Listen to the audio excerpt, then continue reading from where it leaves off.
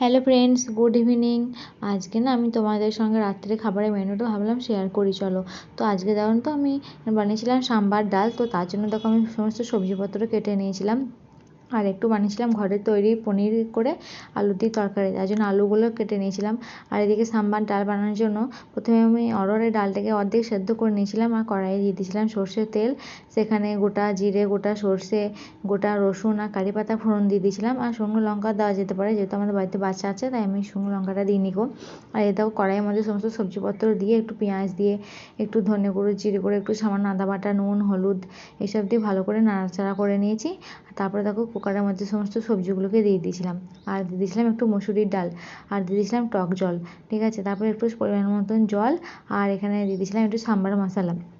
সাম্বার মশলাটা দিলে না খুবই ভালো হয় খেতে। তো এদিকে এটা আমি সেদ্ধ হতে দিয়েছি, আর এদিকে দেখো বাড়িতে যে পনিরটা তৈরি করেছিলাম সেগুলো আমি ছোটো ছোটো পিস পিস করে কেটে নিয়ে ভেজে নিয়েছি। ঠিক আছে, একটু পনিরটা একটু না ভাজলেও ঠিক ভালো লাগে না, আর আমি এটা কিন্তু সর্ষের তেলেই ভেজেছিলাম। তারপরে দেখো পনিরটা ভাজা হয়ে গেছে, তারপরে আমি এখানে পনিরের তরকারিটা রান্না করে নিয়েছি, আর দিয়ে দিয়েছিলাম একটু মটরশুঁটি। মটরশুঁটির সঙ্গে পনিরটা খুব ভালো যায়, তাই না?